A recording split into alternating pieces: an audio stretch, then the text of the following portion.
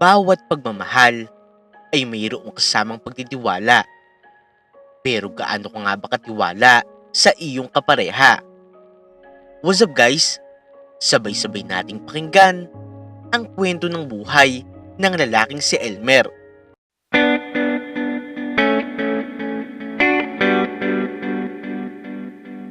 Abala sa pagkukwentuhan, tawanan at kainan ang mga bisita ni Elmer matapos ngang isagawa ang kanyang graduation. Ngayon nga kasi ay isa na siyang ganap na sundalo. Napakaraming bisita ng binata at halos nakilala na nga rin niya ang kanyang mga kamag-anak sa iba't ibang parte ng lugar. Congrats Elmer, hanga ako sa'yo. Saad ng isang kamag-anak ng binata habang tinatapik ang kanyang balikat. Salamat po. Tanging tugon nito. Marami ang bumati sa kanyang pagtatapos at laking pasasalamat nga rin niya sa mga ito. Ilang sandali nga lamang din noong mapalingon si Elmer sa gawin ng dumating sa kanyang selebrasyon. Napangiti na nga lamang siya ng kusa habang nagniningning ang kanyang mga mata na nakatitig sa babaeng pinakamamahal niya. Ito ay si Celestina, ang kanyang nobya at 5 taon na nga rin ang kanilang relasyon. Wala ring palya ang dalaga na suportahan ang binata, lalong-lalo na ang pagsusundalo nito. Mahal, masayang tawag ni Elmer at nilapitan ng kanyang nobya bago nga niya ito hinalikan. Mabuti naman at dumating ka. Saad pa nito. Sorry kung natagalan ako ha. Ito nagluto kasi ako ng paborito mo na pichi-pichi. Sana magustuhan mo. Malambing na saad ng dalaga at inabot nga ito sa kanyang nobyong si Elmer. Salamat mahal, nagabala ka pa. Kumain ka na ba? Halika dali at ipaghahain kita. Paanyaya ni Elmer sa kanyang nobya. Ano ka ba naman mahal? Kaya ko na ang sarili ko. Marami ka pang bisita dyan oh. Sila muna ang asikasuhin mo. Nga pala Celestina, halika muna. Ipapakilala muna kita sa kanila para makilala na nila ang napakaganda kong girlfriend. Isa-isang nilapitan ni Elmer ang mga bisita kasama ang kanyang nobya na si Celestina. Ipinakilala nga niya ito sa lahat. Ipinagmamalaki nga rin ni Elmer ng malaking bagay ang dalaga sa kanya, lalong-lalo na sa pagmamahal na ibinibigay nito, na siyang naging dahilan para magkaroon siya ng inspirasyon. Hating gabi na nga rin noong matapos ang selebrasyon at nagsiuwian na nga ang mga bisita. Samantalang si Celestina naman ay tumulong rin muna sa pagliligpit at paghuhugas ng mga pinagamitan. Habang si Elmer naman ay nakatitig lamang kay Celestina. Iha, sige na at umakyat ka na. Ako na ang bahala dito. Saad ng nanay ni Elmer kay Celestina. Sigurado po kayo? Konti na lang po ito oh. Tatapusin ko na lang po. Naku, wag na iha. Ako nang bahala dito. Sige na, magpahinga ka na. Magpasama ka na lang kay Elmer dahil nakahanda na ang kwarto para sa pagtulog mo. Good night iha. Sige po tita. Good night din po. Pagpapaalam nito at sinamahan naman ni Elmer ang nobya para magtungo sa tutulugan nitong silid. Maya-maya nga lamang, noong mahiga na ang dalaga, ay tinabihan muna siya ni Elmer at magkayakap nga silang nakahiga sa kama. Mahal, matanong ko lang, di ba 5 taon na tayong magkarelasyon? Minsan ba, pumasok sa isipan mo na gusto mo na akong paksalan? Tanong bigla ni Celestina habang nakatingin kay Elmer. Hindi lang minsan. Palagi. Palagi kong naiisip na gusto kitang pakasalan. Pero syempre, dahil busy tayong pareho, hindi ko rin alam kung paano ba ako magpo-propose sa'yo. Tugon naman ni Elmer habang nakangiting nakatingin sa kisame. Sigurado ka na ba sa akin? Hindi ka na ba nagdadalawang isip? Tanong muli ni Celestina. Pakunot noon namang tiningnan ni Elmer ang kanyang nobya na tila ay inaasar siya. Bakit naman ako magdadalawang isip? Siyempre, siguradong sigurado na ako sa'yo. Kung iisipin nga, di ba halos mag-asawa na rin ang turingan natin sa isa't isa? Ah, alam ko na. Gusto mo ba ang itawag ko na lang sa'yo ay Mrs. At ako naman ang mister mo? Bigla namang napatawa si Celestina dahil dito. Mrs? Mister? Hindi ba't parang ang corny nun? Naku, hindi ah. Bagay na bagay yun sa atin. Kasi sigurado naman, doon din naman tayo pupunta eh. Okay ba yun, Mrs. ko? Tanong ni Elmer. Kaya natawa sa kanya si Celestina. Okay na okay, mister ko. Tugon naman ito at sabay nga silang napatawa. Lumipas na nga lamang ang ilang buwan, matinding gyera ang dumating sa isang parte ng bansa kung saan kinakailangan nga rin ang mga hukbo ng sundalo upang makipaglaban. Nakasama nga dito si Elmer sa nasabing misyon. Mister ko, tawag na lamang ni Celestina. Kaagad nga niyang niyakap si Elmer. Totoo ba yung narinig ko? Aalis ka? Nag-aalalang tanong nito. Kailangan naming tapusin ang misyon na yun. Hindi naman pwede. Napabayaan ko na lang ang tungkulin ko bilang sundalo. Pero, paano ako? Babalik ka pa ba? Yere yun, di ba? Baka mapaano ka? Buong pag-aalala na tanong ng Celestina. Babalik ako. Maniwala ka sa akin. Pagpapakalma ni Elmer sa kanyang nobya. Ilang sandali pa nga, naglabas nga ito ng isang singsing mula sa kanyang bulsa. Kaya nagtaka si Celestina kung para saan yun. Suotin mo to. Ito ang magiging tanda na babalik ako. At ipinapangako ko, sa pagbalik ko, papakasalan kita. Celestina, Mrs. ko, will you marry me when I come back? Tanong bigla ni Elmer at hindi nga dito makapaniwala ang dalaga. Elmer, oo, tinatanggap ko. Halos mangayak-ayak na sagot ang dalaga at mabilis nga nilang niyakap ang isa't isa. Kaagad na nga rin isinuot ni Elmer ang singsing sa kamay ng dalaga habang hindi nga niya mawari ang saya na kanyang nararamdaman. Maya-maya nga rin, matapos ang pangyayaring yun, kaagad na nga rin ni destino si Elmer sa lugar kung saan mayroon nga silang misyon. Dala-dala nga ni Elmer ang alaala mula sa kanyang pamilya, kaibigan, at lalong-lalo na sa kanyang kasintahan na si Celestina. Ilang araw pa nga lamang si Elmer, ramdam na nga niya ang pagkamis sa kanyang nobyang si Celestina. Bawat araw at gabi, ang iniisip na lamang niya ay mayroong naghihintay sa kanyang pagbabalik at magpapaksal nga sila sa lalong madaling panahon. Sa bawat pagkayod ni Elmer sa kanyang pagsusundalo, itinatabi nga niya ang kanyang mga kinikita para sa araw ng kanyang pagbabalik ay mabigyan nga niya si Celestina ng napakagandang kasal. Aba buddy, mukhang napakasaya mo ha?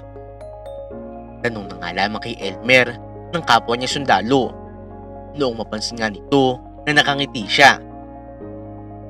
Excited lang ako pare. Sad ito. Huwag ka masyadong ma-excite. Minsan talaga, nakakatakot mag-expect. Sad naman ito. Bigla namang napakunot ng noo si Elmer. Anong ibig mong sabihin? Natawa na nga lamang ng bahagya ang kasamahan niya at umiling. Wala. Sagot lamang nito sa kanya. Ilang buwan ang nakalipas matapos ang kanilang misyon, sobra nga ang galak ni Elmer dahil muli na nga niya makikita ang babaeng pinakamamahal niya. Mag-isa niyang tinungo ang lugar kung saan nga ito nakatira. maging ang pamilya niya. Manong, ito po ang bayad. Saad nito sa taxi driver na kanyang sinakyan at inabot nga niya dito ang kanyang bayad. Noong makababa siya, ramdam niya ang lubos na pagkagaan ng kanyang dibdib at excitement. Nagtungo siya sa gate at doon ay nagtawag siya. Celestina! Misis ko! Celestina! Tawag niya sa kanyang nobya. Pero walang tumutugon sa kanyang pagtawag. Hindi na nga niya ito sinubukan tawagan sa telepono dahil palaging out of coverage ang cellphone number nito. Ay kuya, sino po ang hanap nyo? Tanong ng isang babae noong mapadaan siya. Si Celestina po. Nakita niyo po ba siya? Magalang na tanong ni Elmer. Teka, Elmer, ikaw ba yan? Tila pagtatakang tanong ng babae habang nakatitig sa buong katawan ni Elmer. Aba, ang laki na ng pinagbago mo ah. Mas naging matikas ka na. Sa training po siguro. Saad lamang ni Elmer na tila nahihiya sa papuri nito sa kanya. Nakita niyo po ba si Celestina? Muling tanong nito. Naku Elmer, matagal na siyang wala dito. Hindi na dito nakatira ang pamilya niya. Ang pagkakaalam ko, lumipat na sila sa bahay ni Daniel. Bigla namang nagtaka si Elmer sa sinabi ng babae. Daniel? Sino po si Daniel? Buong pagtatakang tanong niya. Teka, hindi mo kilala si Daniel? Anak ng congressman yun, na asawa ng Celestina. Napakaswerte nga niya eh. Ang bait yan ni Daniel at ang yaman pa. Kung sa bagay, maganda at mabait din naman si Celestina. Paliwanag ng babae dahil hindi naman ito alam na si Elmer ang nobyo na Celestina. Samantala ay halos binuhos ng tubig si Elmer sa sobrang pagkagulat. Tila ba may kung ano kumurot sa kanyang puso. Si Celestina? Nagpakasal sa ibang lalaki?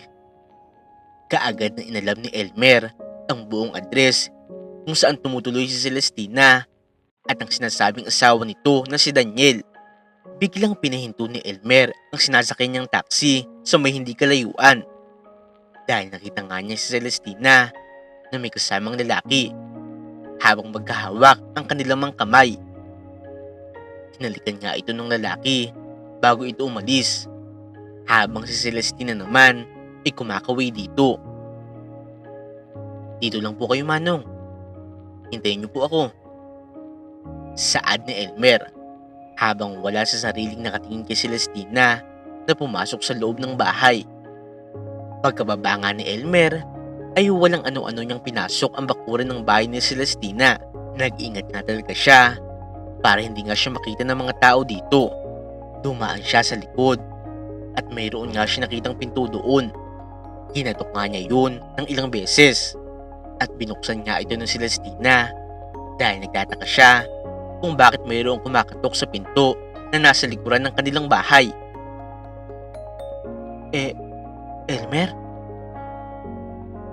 Hindi nito makapaniwalang tanong noong makita niya si Elmer sa kanyang harapan.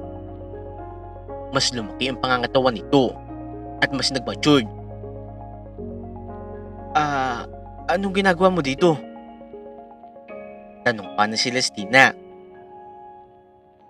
Hindi ba dapat ako ang magtanong sa'yo?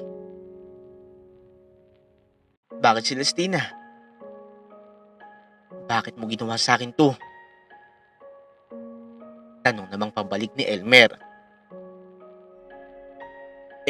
Elmer, umalis ka na. May asawa na ako.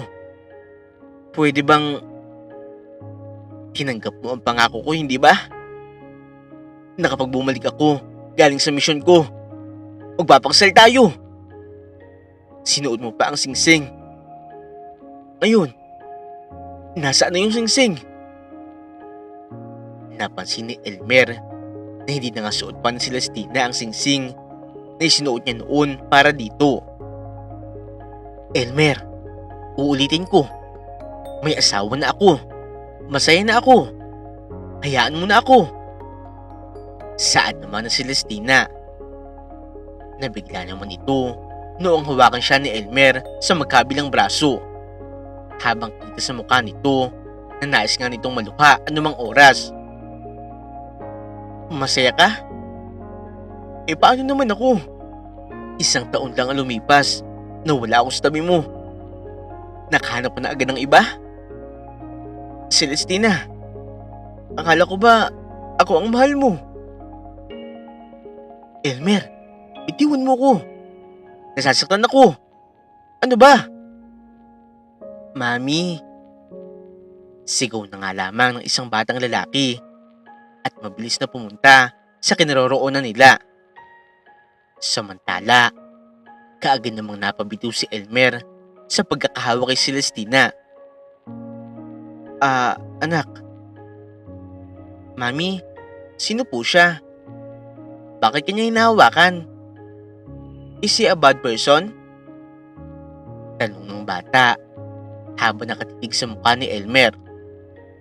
Samantala, mas lalo nga rin lumpas ang kabog ng dibdib ni Elmer dahil sa batang nakita niya. May anak ka na pala. Saan ito? Elmer, umalis ka na lang. Pakiusap. Hayaan mo na ako. Kung totoong mahal mo ako, hayaan mo na ako maging masaya. Please. Pakiusap ng Celestina habang hindi makatingin ng diretsyo sa mga mata ni Elmer. Bagamat masakit para sa binata ang marinig at tanggihan siya ng dalaga, buo nga niya yung tinanggap. Inaamin niya nanghihinayang siya sa naging 5 taon at mahigit nga nilang relasyon. Marami na nga siyang plano para dito at para sa bubuuin nilang pamilya. Pero ang lahat ng iyon ay nawala dahil lamang sa ilang panahon na paglayo. Kung ayaw mo na, wala na akong magagawa. Kaya lang naman ako naparito para malaman ko ng personal ang balitang sinasabi sa akin tungkol sa iyo. Pero totoo nga. Saad ni Elmer at sandaling natawa sa kanyang sarili. Sige, mauuna na ako. Salamat sa lahat, Celestina. Sa huling pagpapaalam niya dito, ay umalis na nga rin siya kaagad. Baka sa kanyang dibdib ang mabigat na paghinga dahil sa kirot sa kanyang puso. Sa kanyang pag-uwi, halos gusto na nga niyang wasakin ng pader sa kanyang tinutuluyang bahay para ibuhos ang sakit na kanyang nararamdaman. Punong-puno ng luha ang buo niyang muka at ito nga rin ang kauna-unahang pagkakataon na umiyak siya ng ganito para sa isang babae. At yun ay ang pinakamatagal pa niyang relasyon. Bakit mo nagawa sa akin to, Celestina? Hindi ko alam. Ano ba naging pagkukulang ko sa iyo? Minahal naman kita ng buo ha. Bakit ito pang igaganti mo sa akin? Sunod-sunod na lamang niyang tanong sa kanyang sarili habang nakalapat ang kanyang mga palad sa kanyang muka. Halos magkalat na nga ang kanyang mga gamit sa sahig. Punit-punit ang ilang nakasabit sa bahay at basag-basag nga rin ang ilang muebles dahil sa pagwawala at paglalabas niya ng galit at sakit mula sa kanyang dibdib. Maya-maya lamang ay hindi na nga napansin pa ng binata na unti-unti na nga siyang nanghina at nakaramdam ng antok. Habang umihikbi, hinayaan niya muna maging kalmado ang kanyang sarili bago siya tuluyang nakatulog. 1 linggo pa nga lamang ang nakakalipas matapos malaman ni Elmer ang tungkol sa buhay ni Celestina, ay alam na nga niya kaagad na hindi siya makaka-move on dahil ito ang pinakmamahal niyang babae. Pero kahit na ganoon, ayaw naman niyang ituon ang kanyang sarili sa pagmumukmok at pagkalungkot. Para makalimutan pansamantala ang problema, ay mas pinagtuunan na nga lamang niya ang kanyang sarili upang mas maging malakas ang pisikal na pangangatawan, maging sa mental at emosyonal. Samantala, sa kanyang pag-aayos ng gamit, bigla nga niyang nakita at napansin ang mga pera na kanyang inipon. Ang mga ipon na ito ay para sana sa kasal nila na Celestina. Sa halip na makaramdam muli ng lungkot, ay nag-isip-isip nga siya ng ideya kung paano nga mapapaikot ang perang ito. Hanggang sa doon na nga rin niya naisipan na maaari niyang gamitin ang perang ito para sa pagnenegosyo. Nag-research nga siya, nag-strategize, nagplano, at kung ano-ano pa nga ang kanyang inalam para masimulan ng maayos ang kanyang itatayong business. Gusto niya ng pagkain dahil mahilig naman siyang magluto. Lumipas lamang ang ilang buwan ay kitang-kita ng lahat ang pag-angat sa buhay ni Elmer. Halos nagpalakpakan at nag-congratulate ang mga ito sa kanya matapos nga isagawa ang ribbon cutting. Grabe ka na bro, may business ka na. Saad ng kapatid ni Elmer. Salamat. Para naman sa atin to eh. Kayo ang mga tunay na sumusuporta sa akin. Tugon naman niya dito. Kitang-kita sa mga mata ng bawat isa ang kasiyahan para sa bagong achievement ni Elmer. Mas nakaramdam si Elmer ng pagkagaan ng loob sa kabila ng mga nangyari, lalong-lalo na sa ginawa sa kanya ng Celestina. Ilang linggo pa nga lamang nakakalipas. Habang inaasikaso ni Elmer ang mga papeles ng aplikante, ay nakita nga niya ang isang resume. Umagaw ng kanyang pansin ang buong pangalan ni Celestina, maging ang 2x2 na litrato nito. Isa pala si Celestina sa mga tinanggap ng kanyang manager bilang waitress. Sa bawat pagbisita ni Elmer sa kanyang negosyo, inakikita niya si Celestina na abala sa pag-take ng order at pag-entertain sa mga customers. Pero ang mas kapansin-pansin pa dito ay ang pisikal nitong anyo na halos nag-iba na. Pumayat na nga ito at ibang-iba na nga talaga ang itsura nito kumpara noon. Is that all, sir? Tanong na Celestina sa customer. Yeah, that's all. Please pakibilisan. Okay po sir, right away po. Bagamat nasa kanyang opisina si Elmer, inririnig pa nga rin niya ang boses ni Celestina.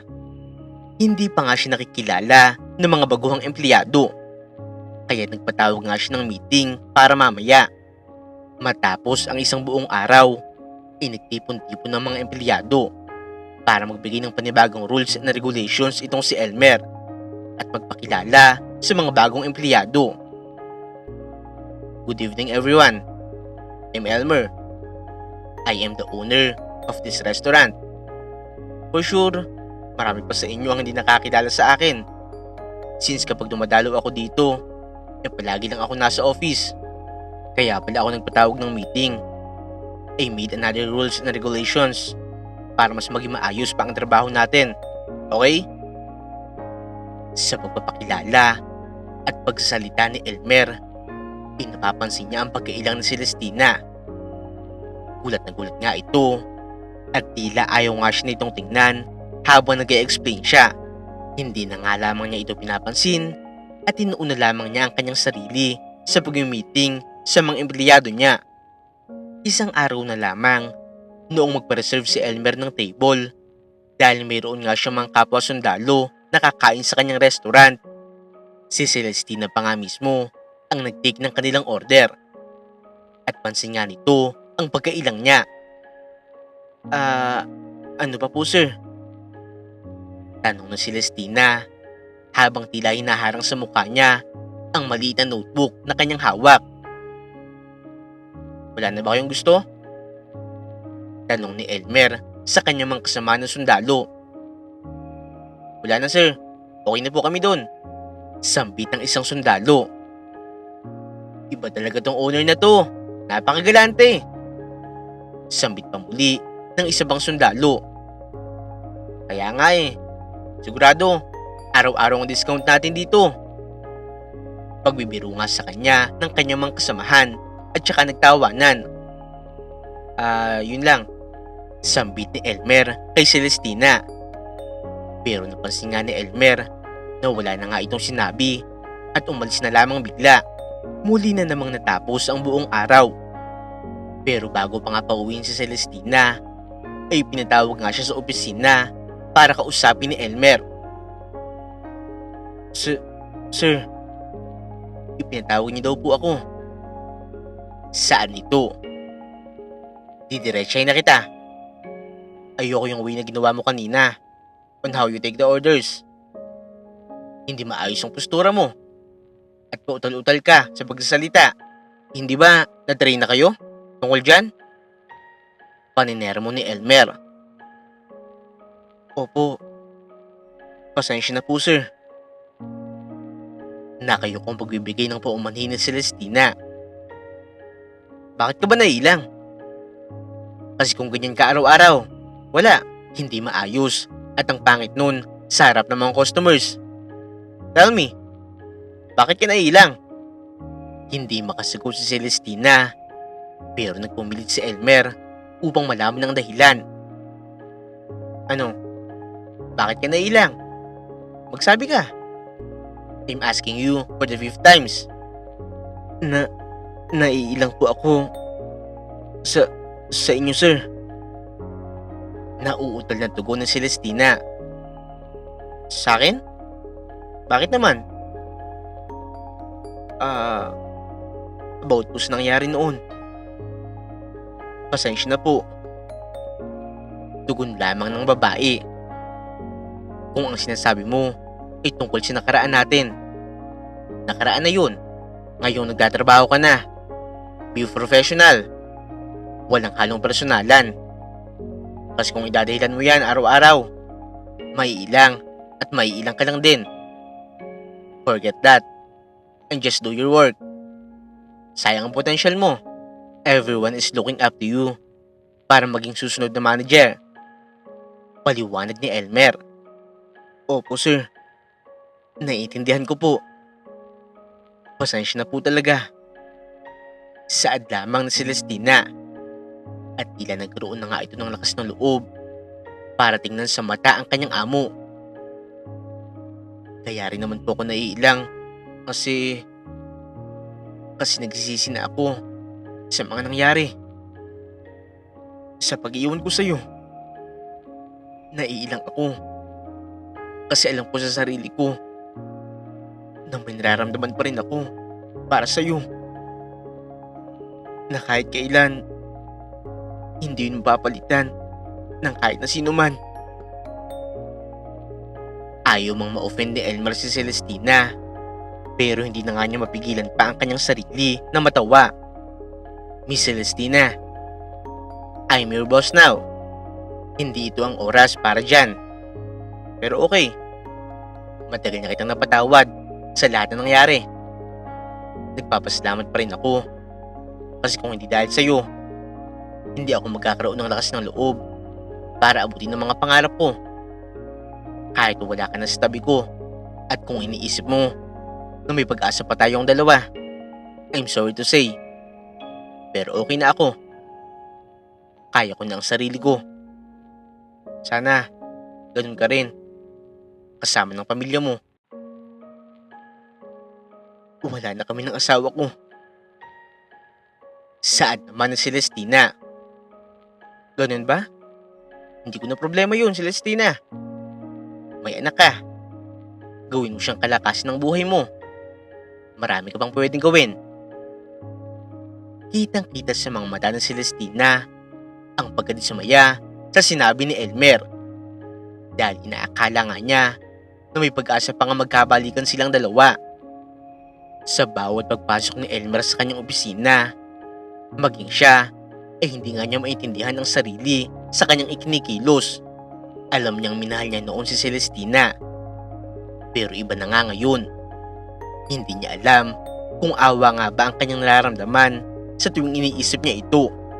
Mayroon pang mga pagkakataon na hindi niya maiwasang hindi tingnan ito mula sa isang sulok. Isang gabi na lamang ay pauwi na nga ang mga empleyado ni Elmer. At nakita nga niya si Celestina na naglalakad mag-isa. Hindi niya alam pero bigla na lang pumasok sa kanyang isipan na sundan ito.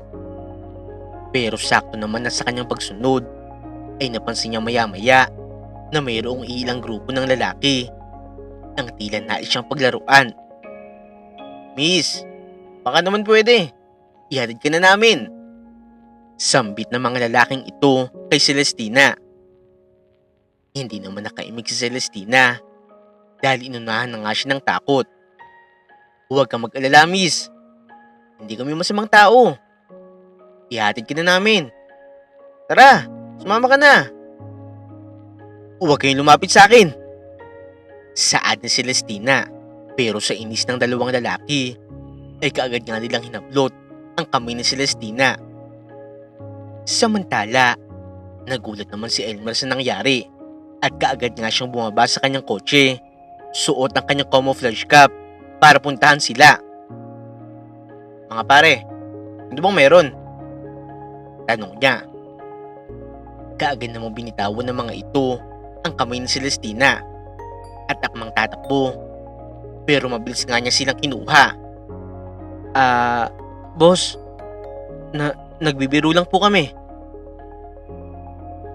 Boss, pasensya na po." Saad ng mga ito. "Huwag kayong magpaliwanag sa akin." Saad lamang ni Elmer at nagtawag ng mga kapulisan para ipahuli ang mga ito. Matapos nito, kaagad lumapit si Celestina sa kanya. "Salamat po sa tulong mo, kuya." Naiiyak nitong sambit. Hindi naman tumugon si Elmer at tinabik niya lamang ang balikat nito. Maya-maya pa, noong tanggalin nga niya ang kanyang sombrero, kaagad nga siya nakilala ni Celestina. Elmer?" "Oo, ako nga. Bakit ka naman naglalakad ng ganitong oras? Delikado dito. Tingnan mo, muntikan ka na." Saad nito sa kanya. Ito lang kasi ang alam ko na shortcut para makauwi ng maaga eh. Tsaka, ngayon lang naman nangyari to."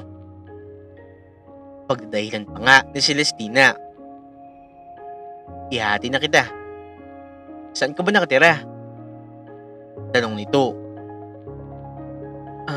Ha? Mas delikado naman kung iiwan pa kita dito. Bilang sundalo, obligasyon ko na protektahan ng bawat tao. Halika na, sumakay ka na." Huling saad ni Elmer bago nga sila sumakay sa kanyang kotse. Hinatid na nga niya si Celestina patungo sa bahay nito na isang apartment kung saan ay nakatira sila ng kanyang anak. "Ito kape oh. Pasensya ka na.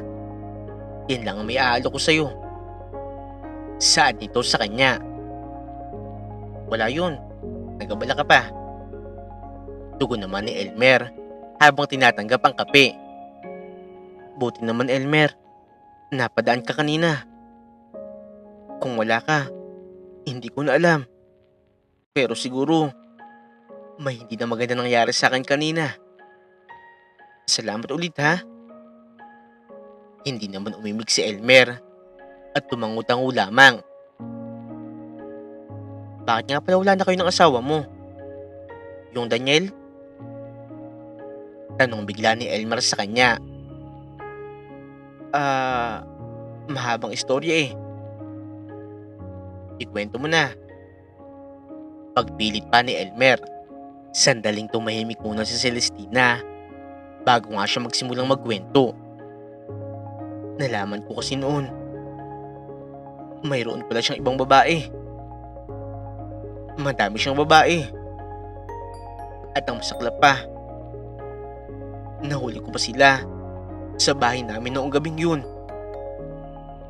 Nanlaban ako, pero hindi ko akalain masasaktan niya ako at kahit yung anak namin. Kaya ito, napagpusyahan kong umalis na lang at magbukod kasama ang anak ko. Nagpakalayo-layo kami kaysa naman araw-araw niya kaming saktan." Pagpapaliwanag ni Celestina. Bakit naman hindi mo kasuhan? Para magtanda. Tanong muli ni Elmer. Hindi na. Wala rin naman kaming laban eh. Sino ba naman ako? Siya. Anak siya ng congressman. Marami siyang pwedeng gawin. Kaya niyang manalo gamit ang kapangyarihan at pera nila. Ako, siguradong mababaon ako sa lupa kapag ginawa ko yun. Kawawa naman ang anak ko. Kaya ito, tiniis ko na lang.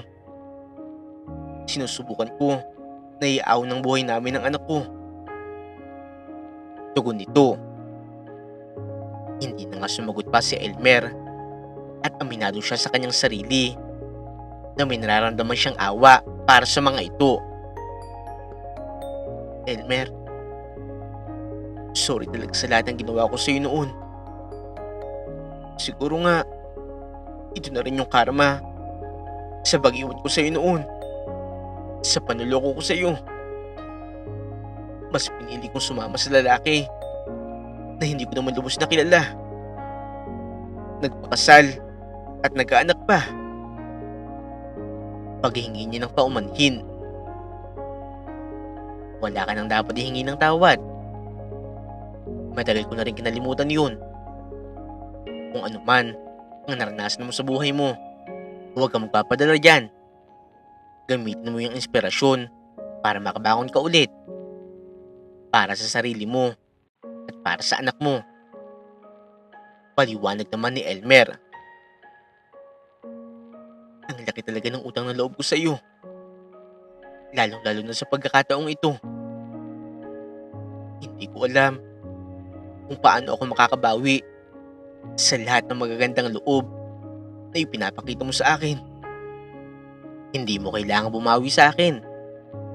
Kung meron man, para na lamang yun sa sarili mo. Tulungan mo ang sarili mo at nang makatulong ka rin sa ibang tao. Paliwanag ni Elmer.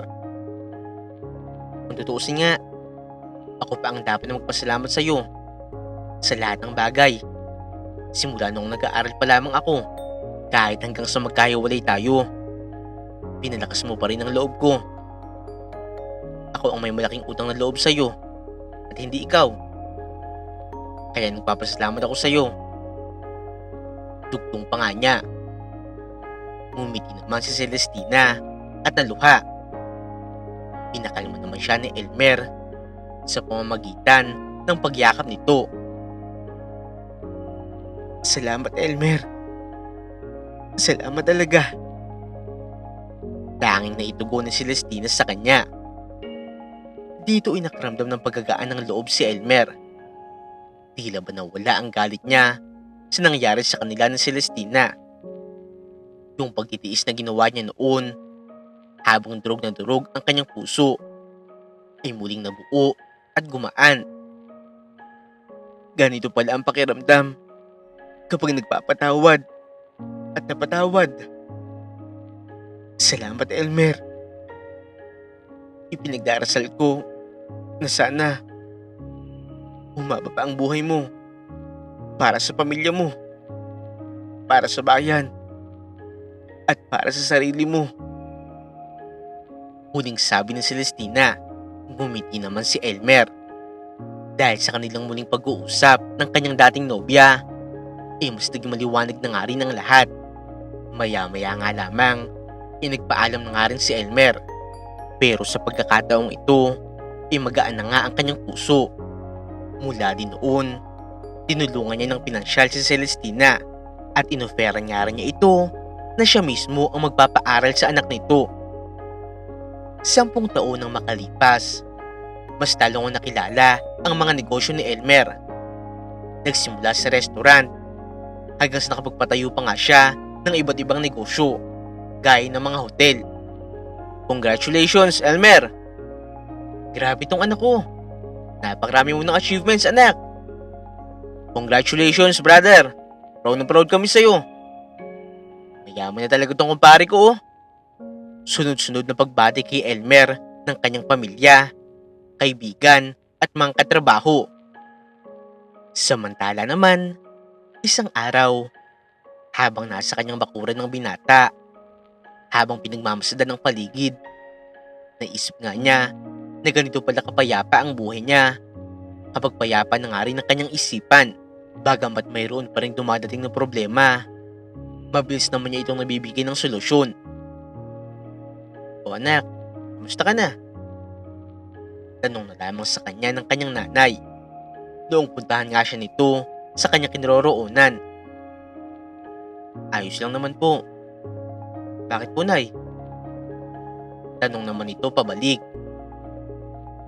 Wala naman, anak. Tanong ko lang din, kung wala ka pa rin bang balak na mag-asawa? Ilang taon ka na rin naman, anak. Tumatanda na rin kami ng papa mo. Ayaw mo pa rin ba kaming bigyan ng apo? Tanong nito sa kanya. Ngumiti naman si Elmer at hinarap ang kanyang nanay.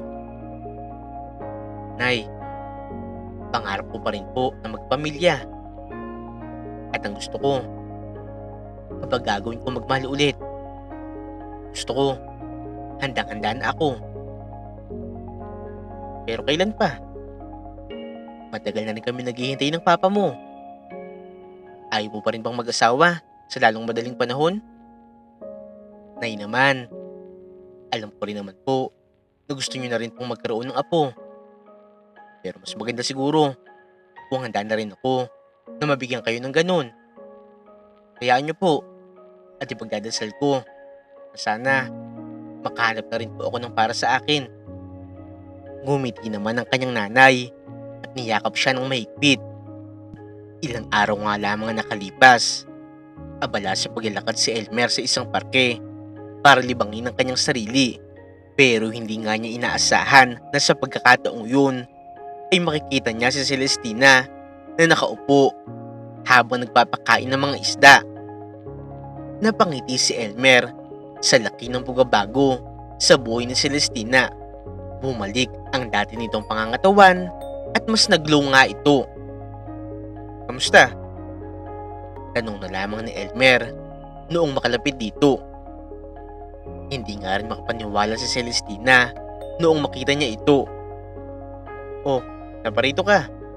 Sino kasama mo? Tanong nito sa kanya. Wala, ako lang mag-isa. Ikaw, mag-isa ka lang din? Tanong din naman ito pabalik. Oo, tumambay lang muna ako dito. Halika, maupo ka. Saan naman ito? Naupo naman si Elmer sa tabi ni Celestina. Ilang taon na nga rin kasing hindi nagtatrabaho si Celestina sa kanya, kaya matagal na nga rin siyang walang balita dito. Nagtatrabaho ako ngayon bilang call center agent, tsaka meron na rin akong online business. Oo nga pala Elmer, congratulations pala ha. Kilalang kilala ka na. At ang dami mo ng branch. Saan ito? Salamat. Kahit naman ako hindi ko alam na aabot sa ganito. Napakalaking bagay nito sa akin. Kaya nagpapasalamat din ako sa iyo. Saan naman ito? Sa akin? Bakit naman ako? Anong kinalaman ko dyan? Malaki. Malaki. At marami kang naitulong. Kaya salamat. Pasasalamat ito. At initaan nga si Celestina. Yun nga lamang ang kanilang naging pag-uusap. At umalis na nga rin si Elmer. Ilang linggo nga lamang din na makalipas ay inibitahan nga si Elmer ng kanyang kasamang sundalo sa kasal nito. Maraming salamat pare sa pag-imbita. Congratulations! Saan ito sa kanyang kasamahan? Salamat pare. Alam mo naman na ito ang pinakahihintay ko Nakamit ko na ang pangarap ko. Siya na lang ang kulang. Pero heto na.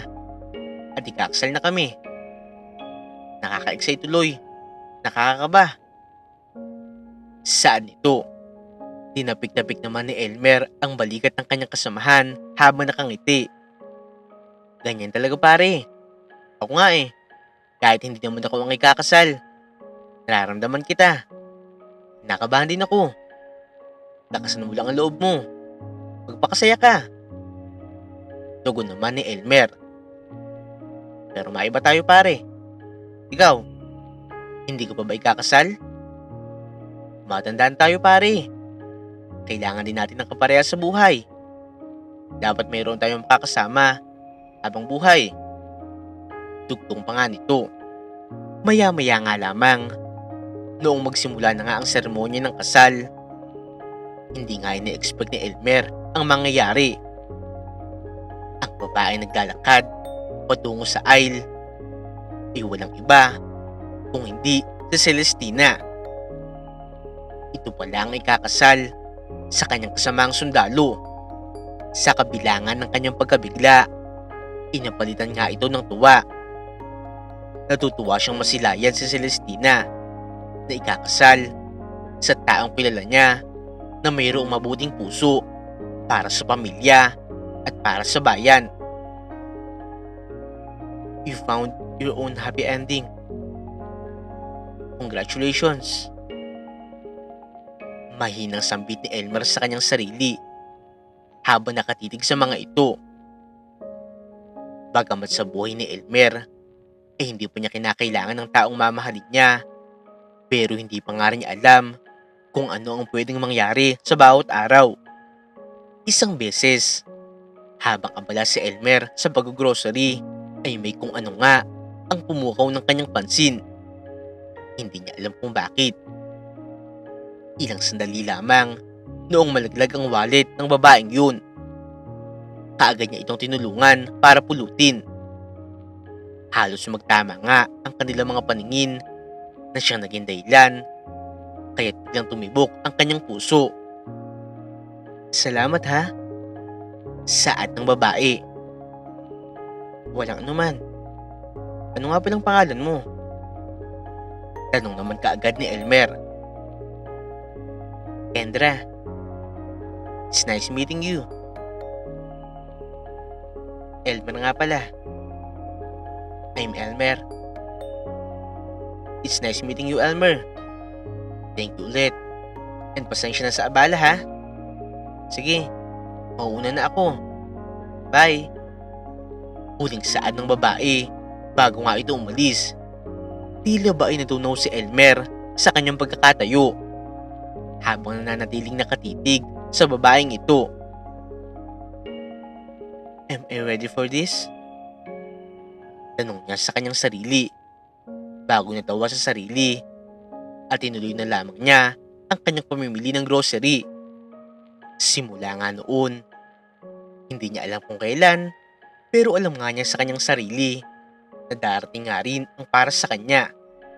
Ayaw na nga lamang niya itong pilitin dahil alam niya na darating nga rin ito sa tamang oras at sa tamang pagkakataon. Dito na nga po nagtatapos ang kwento ni Elmer. Sa kwentong ito ay pinapaalam, hindi naman masamang bahalagahan ang mga taong mahal natin. Pero huwag rin natin kakalimutan ang halaga ng ating sarili. Alamin natin kung ano o saan nga ba tayo nararapat. Huwag niyo pong kakalimutan na i-like at i-subscribe ang aming channel, Untold Stories TV.